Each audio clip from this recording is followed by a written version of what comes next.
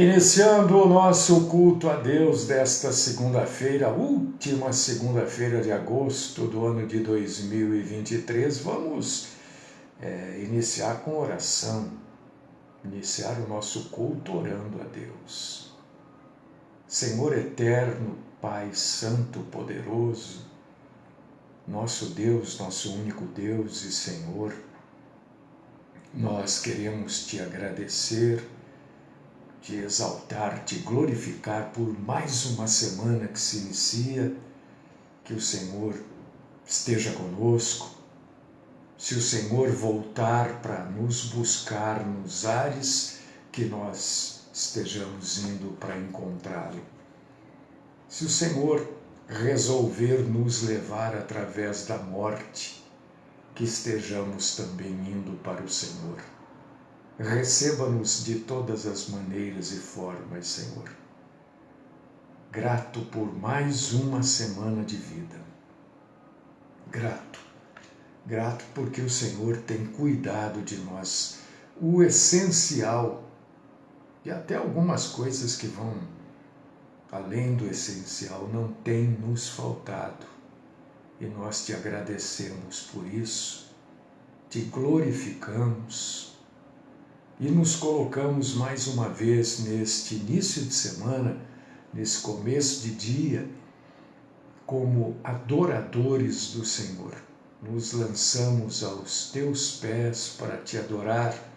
Recebe-nos, Senhor, como adoradores.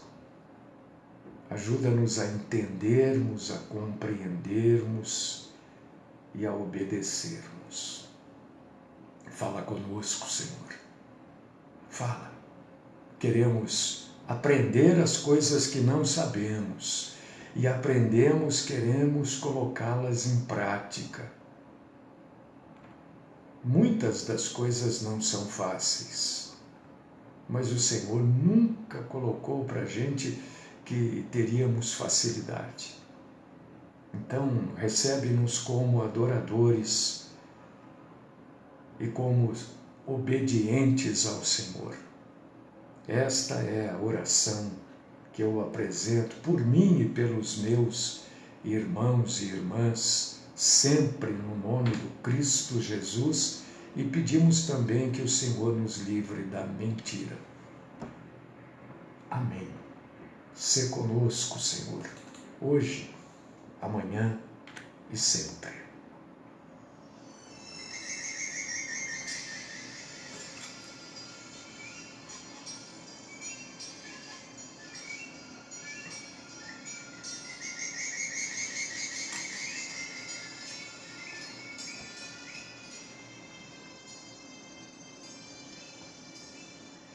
Hoje eu quero dizer para os irmãos que vou falar sobre casamento e vou usar os parâmetros bíblicos para o casamento. Mas é claro que vou usar também, não é acrescentando,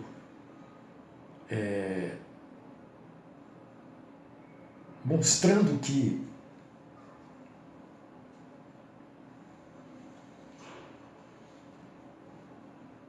o casamento, com o passar do tempo, ele vai adquirindo novas formas e novas condições para que ele sobreviva, né? Então eu não quero usar aqui, não posso deixar de usar, porque tudo faz parte do conhecimento da gente, né? E não é porque se tem conhecimento que se é perfeito. Vamos entender isso, hein? Porque para um casamento dar certo, para um casamento existir precisa de duas partes, um homem e uma mulher. mulher e um homem. Isto é casamento.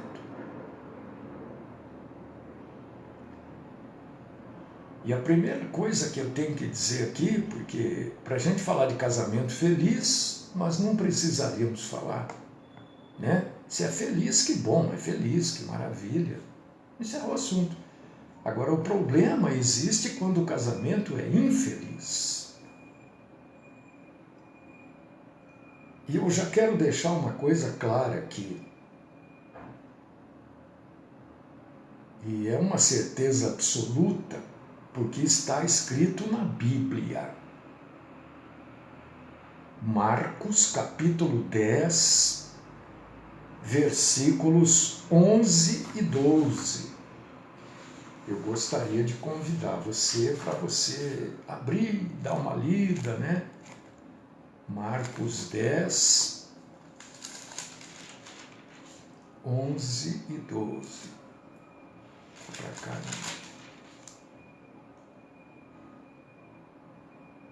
Está aqui, ó. E ele lhes disse: quem repudiar sua mulher e se casar com outra, comete adultério contra ela. E se ela repudiar seu marido e se casar com outro, comete adultério. Por que a gente está lendo essa passagem aqui? Porque esta passagem deixa claro, né, que ninguém tem direito de dissolver um casamento infeliz. Não é porque o seu casamento não vai bem que você tem direito de dissolver. Deus, quando instituiu o casamento, e eu gosto sempre de deixar isso muito claro, porque eu sei que no meio cristão evangélico existem algumas, eu imagino, poucas pessoas que creem no casamento de pessoas do mesmo sexo. Mas o casamento é indubitavelmente criado por Deus entre macho e fêmea, homem e mulher, tá? Então, eu gosto sempre de salientar isso. O casamento é, e você lê sobre isso que eu vou falar aqui agora, lá em Efésios, capítulo 5. O casamento representa, em Efésios 5, o nosso relacionamento com Deus. E representa o relacionamento que Deus tem conosco. Isso é casamento. O seu casamento representa o relacionamento que Deus tem com você e que você tem com Deus. E eu não estou aqui chamando a atenção de ninguém, hein? Eu estou falando o assunto, estou abordando o assunto, porque a Bíblia aborda este assunto, né?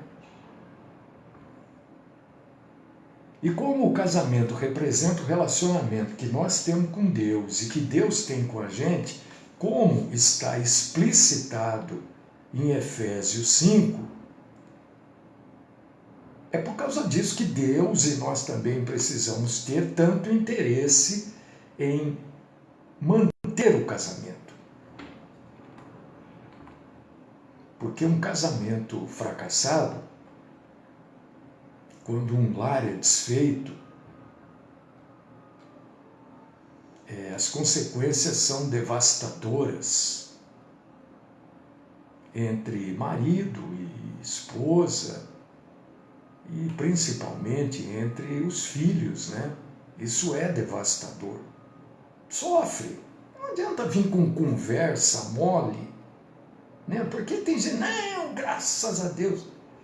Isso você está falando para mim, você está falando no meio dos outros. Agora, quando você está sozinho, você e Deus, você e você, e você e Deus e você sente a falta daquilo que não deu certo. Porque um casamento desfeito é um fracasso. Quem é que gosta de perder emprego? Porque fracassou. Quem é que gosta de ter uma empresa e essa empresa fechar? Porque fracassou. O casamento, eu não estou comparando com emprego nem com empresa, estou dizendo de fracasso. Quando um casamento acaba, né, os resultados são infelizes, até financeiro. Então ninguém fica feliz porque um casamento acaba. A unidade do casamento é o alicerce básico da sociedade. Mesmo estando uma grande parte desta sociedade querendo mudar isso, né? Mas existem coisas que são imutáveis. Tipo, do jeito que a gente levanta de manhã, toma um café da manhã, a gente depois almoça, depois janta, são coisas imutáveis. A gente toma banho, são coisas imutáveis. O casamento é uma delas. E isso é trágico quando um casamento acaba. Agora, o que a gente precisa entender é o seguinte: Deus. Tem um irmão que ele, todo final de semana, eu já nem respondo mais, porque eu já respondi, já falei, né? Então chegou uma hora que também não tem mais o que falar. Para eu continuar respondendo, vou ter que falar tudo que eu já falei. Então não respondo, eu leio o que ele manda, com todo respeito, mas não respondo. Ele diz que não existe teologia, isso, é aquilo, que não existe. Ué, como é que não existe? Eu não vou defender nada, só vou dizer que isso é uma loucura. Mesma coisa você falar que matemática não existe. Teologia é uma ciência, a ciência que estuda Deus. Né?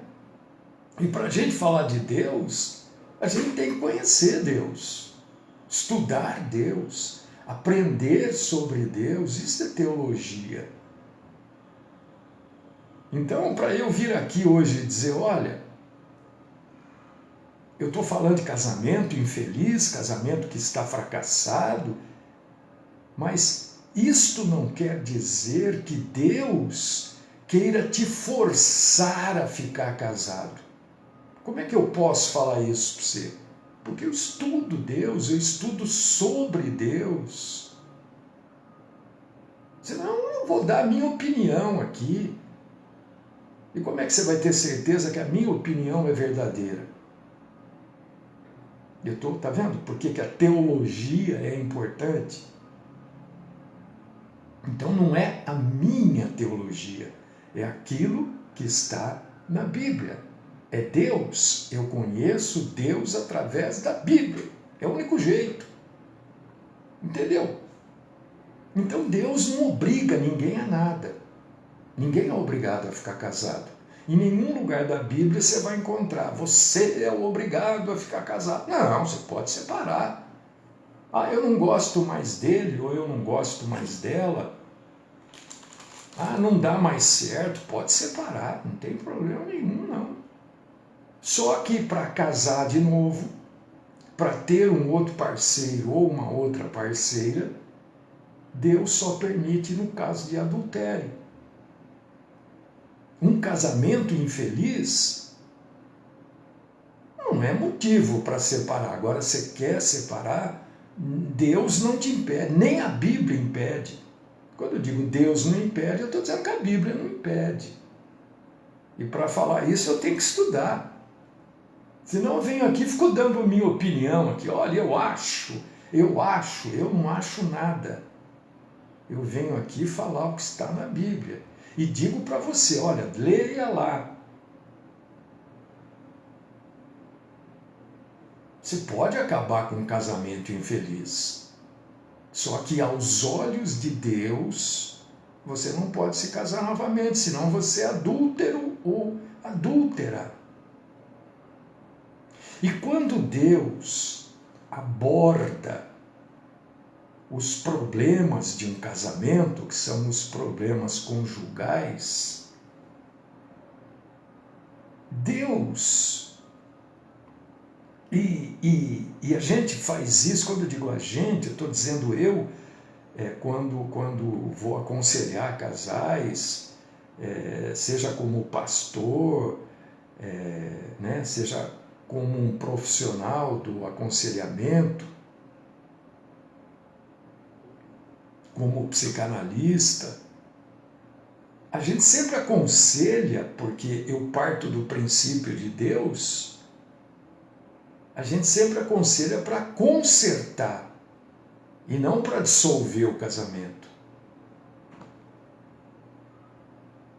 Deus nunca aconselha, não há um aconselhamento bíblico para dissolver um casamento, é sempre para consertar.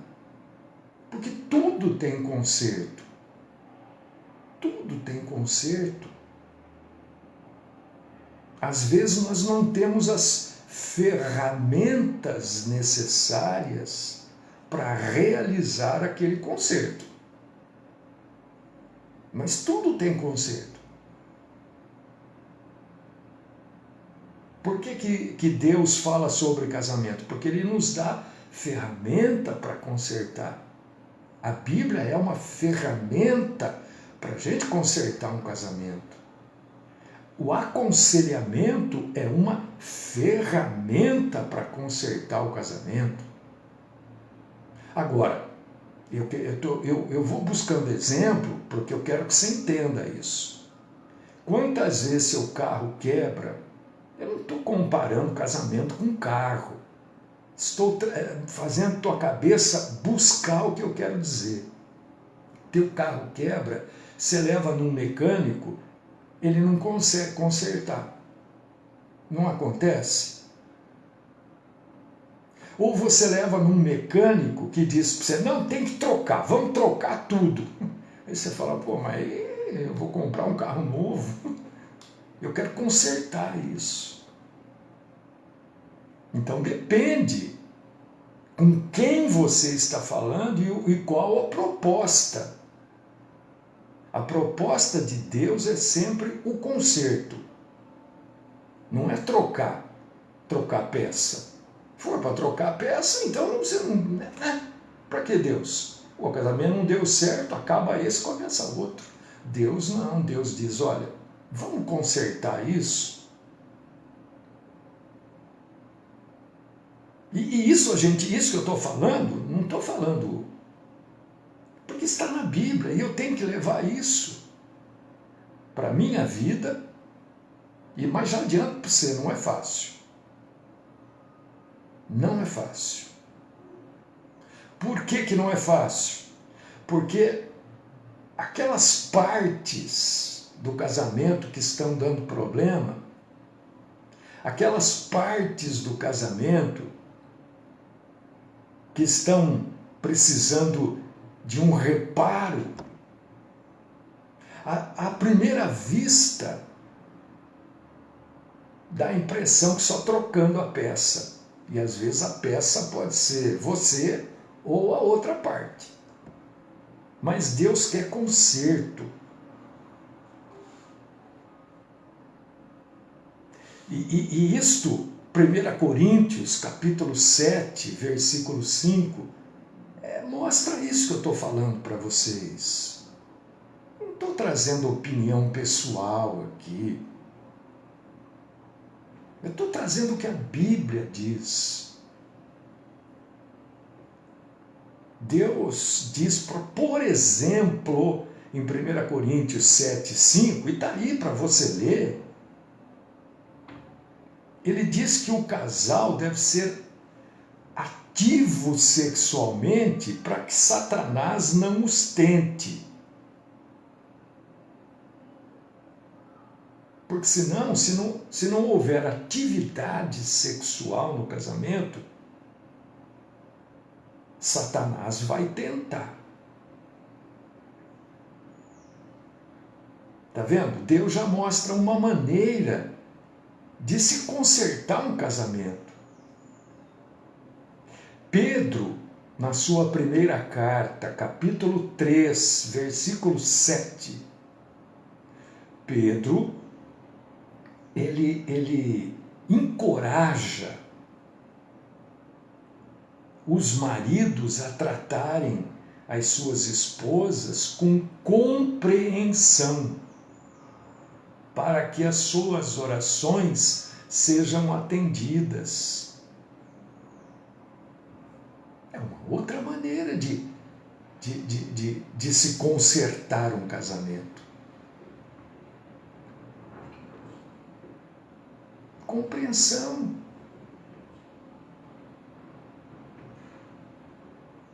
Compreensão. É preciso trabalhar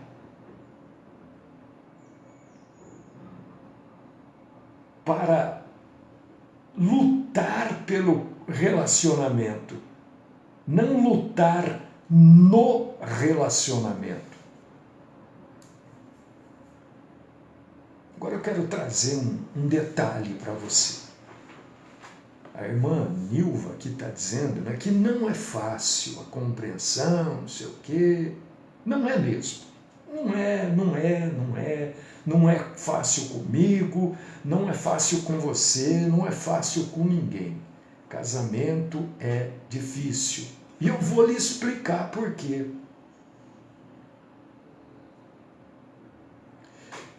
Existe uma canção que diz que Jesus começou uma boa obra em nós, não tem?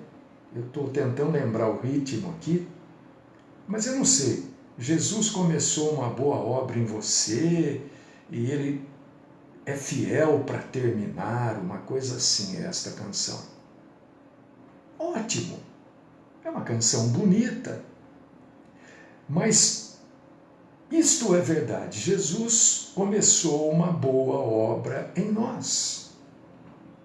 Agora eu quero que você pense comigo, querido irmão e querida irmã. Vamos pensar, porque a vida precisa de pensamento, de raciocínio.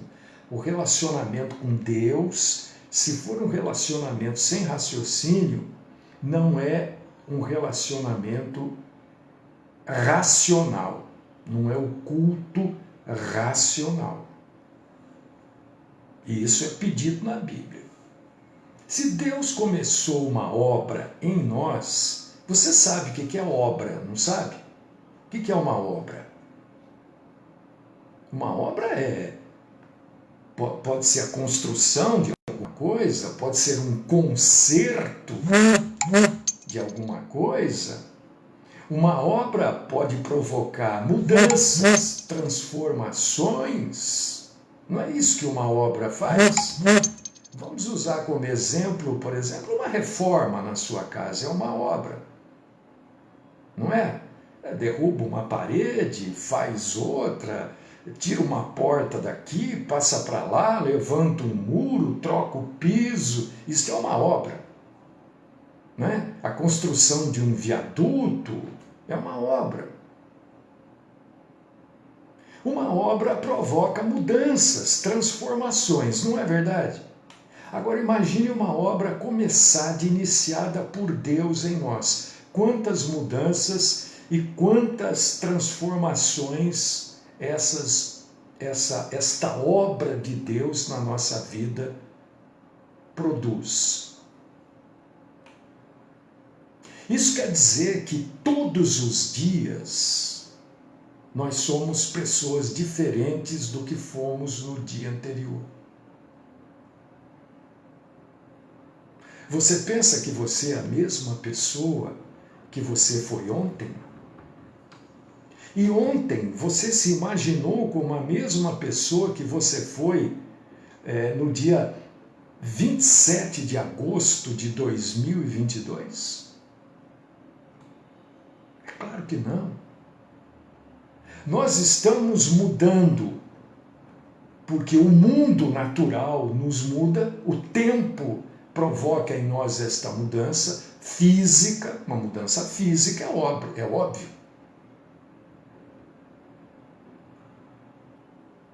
Uma mudança emocional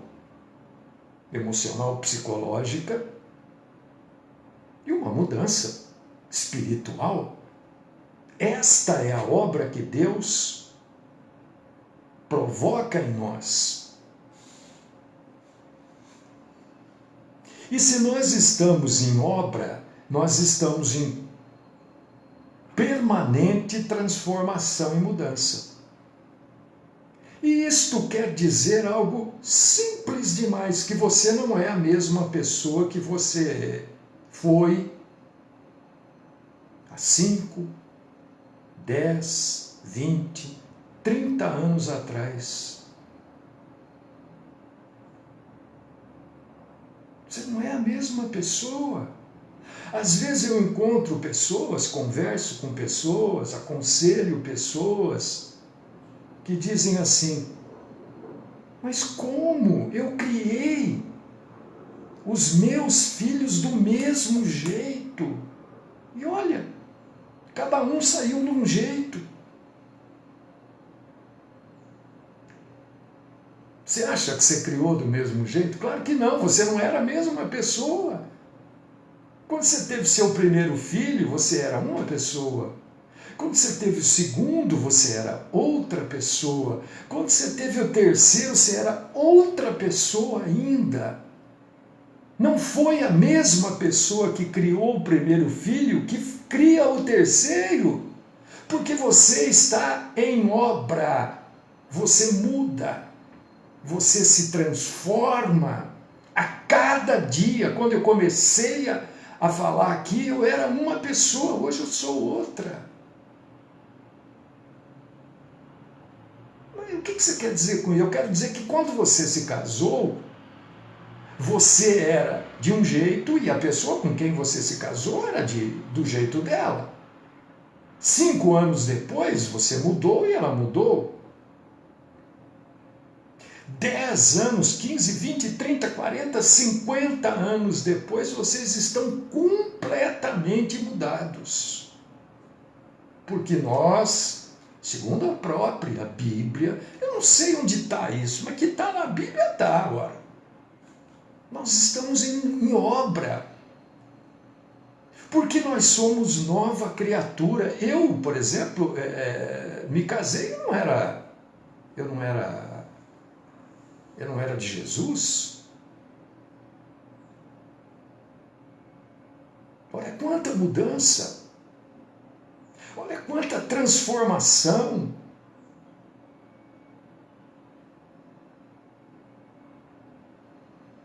No casamento é a mesma coisa. Você era de um jeito, você mudou para outro, a vida lhe deu umas pauladas, umas cacetadas. Você mudou, você endureceu, você foi criando casca. A pessoa com quem você se casou do mesmo jeito. Tudo bem, entendi isso. E agora, o que eu faço? E agora, o que eu faço? O que você faz? Você tem que todo dia, seja irmão ou irmã em Cristo, perguntar para você mesmo: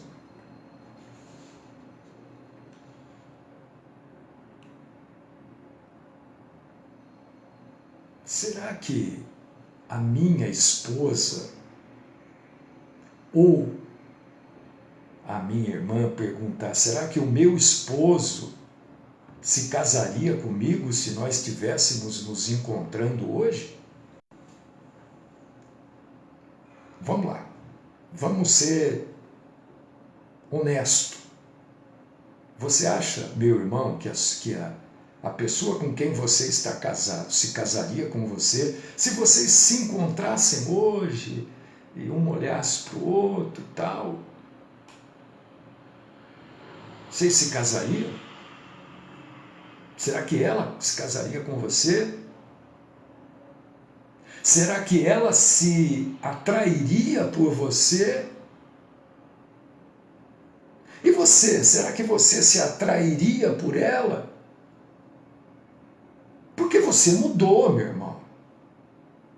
Ou minha irmã, você mudou também.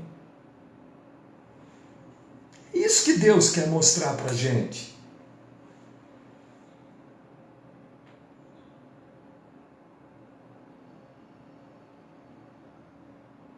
Nós mudamos. Eu não estou falando da mudança só física, não. Não é só isso. É a maneira de ser.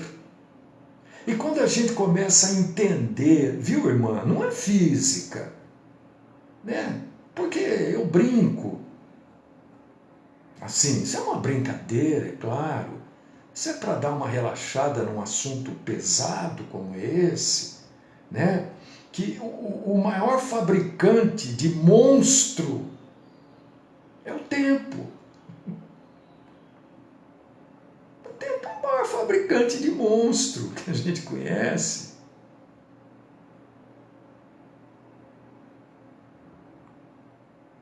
Então, Walter, se o mundo mudou tanto, né? E você vê isso, e é verdade, o mundo mudou mesmo. Imagine você, como você mudou, como você é outra pessoa. Meu Deus, quisera eu, né, com 30 anos, saber, entender, conhecer as coisas que eu sei, entendo e conheço hoje. Mas com 30 anos a minha cabeça era outra. Eu até estava conversando com um conhecido no sábado, na hora do almoço, e a gente estava falando do passado e, né, era outra pessoa. Meu Deus, com 30 anos. É isso que a gente precisa ver. Será que aquela pessoa se casaria comigo se a gente tiver... Eu acho que não. Muita gente escreveu aqui, não, acho que não. Não é olhar fisicamente, não é isso. É olhar para você mesmo, porque nós não somos esse pedacinho de carne aqui, com músculos, sangue e não sei o quê. Nós não somos isso. Então, se há essa mudança em você e você consegue ver esta mudança, houve uma mudança na pessoa também com quem você se relaciona. Por causa disso, que Mateus capítulo 18, leia, por favor, eu estou pedindo favor para você ler, porque eu não quero que você me ouve só, eu quero que você leia a Bíblia. Porque mais importante do que você me ouvir é ler a Bíblia. Extremamente mais importante. Mateus capítulo 18, versículos 15 e 16, encoraja uma reconciliação, uma busca honesta pela reconciliação. E Mateus 18, 15 e 16 exige uma comunicação aberta e honesta para a gente lidar com as mágoas, as frustrações causadas pelo tempo em nós.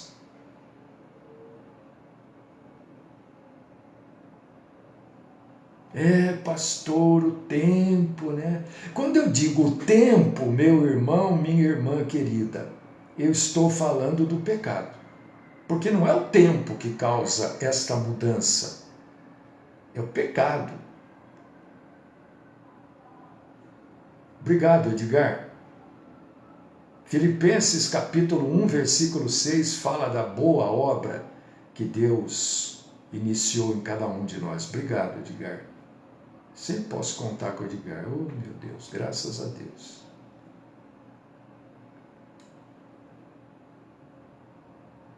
E Mateus capítulo 18, versículos 15 e 16, também nos encoraja a obter ajuda para resolver o problema, ou os problemas.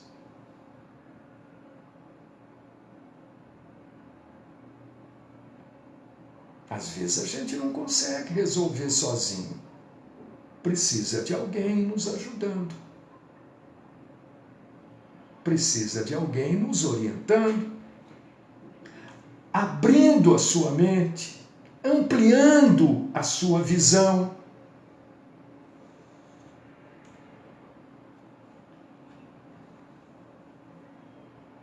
Agora, para a gente encerrar, porque nosso tempo aqui é curtíssimo, né? Curtíssimo nosso tempo. Mas que bom, é o tempo suficiente. Eu tenho falado aqui isso e eu vou repetir hoje, depois de tudo isso que eu falei. Não deixe, não permita que o seu cônjuge... o que é o cônjuge? É a outra parte. Se você é homem, é a sua esposa. Se você é mulher, é o seu esposo. O cônjuge é outra parte. É com quem você é casado ou casada. Não deixe que o seu cônjuge controle no sentido de depende dele. Controlar aqui quer dizer depender de. Não deixe que o seu cônjuge controle a sua capacidade de ter alegria e paz. Não permita. Isso está na Bíblia também, senão eu estaria dando aqui minha opinião. E eu não venho aqui para dar minha opinião. Quando eu dou, eu deixo claro. E isso é minha opinião. Isso está lá em Tiago, capítulo 1, versículos 3 ao 4. 3 e 4, né? Diz que a nossa alegria profunda e duradoura acontece quando perseveramos nas provações. Com a ajuda de Deus, não do cônjuge.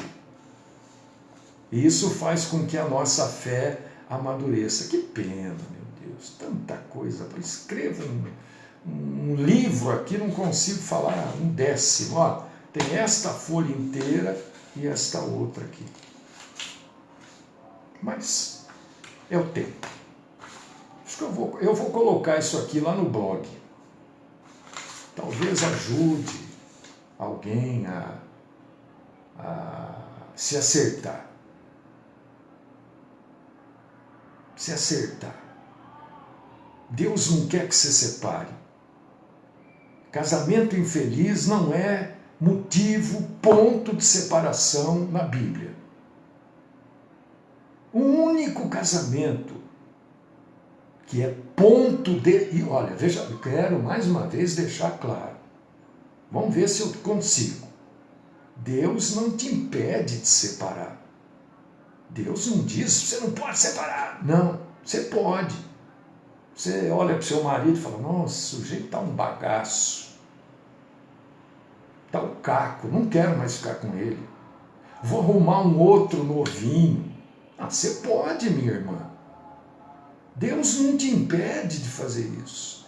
O sujeito olha para a irmã e diz assim, não quero mais não, vou arrumar uma aí mais nova. Pode, também pode, claro que pode. Pode. Só que você vai ficar em pecado. Você vai carregar esse pecado. Porque o único ponto de separação autorizado pela Bíblia é o adultério. Só nesse caso, depois que se separe, pode se casar novamente. Mas as pessoas separam e casam, separa. Tem gente que nem mais casa hoje. Né? Tem gente, todo dia me escreveram aqui, mas você acha que um papel é que vai dizer o casamento? É assim, aqui no Brasil é assim, cada país tem sua lei, nós temos que seguir a lei do país, não é fazer o que a gente quer. Não tem radar? Diz que você tem que andar 50 por hora, você tem que andar. Mas eu quero andar 120, pois anda, ninguém te impede. Só que a hora que você passar pelo radar, você vai receber uma bela multa. Não é? Então pense bem, Jesus está voltando mesmo, viu? Deus querido, Pai Todo-Poderoso, é um assunto tão, né?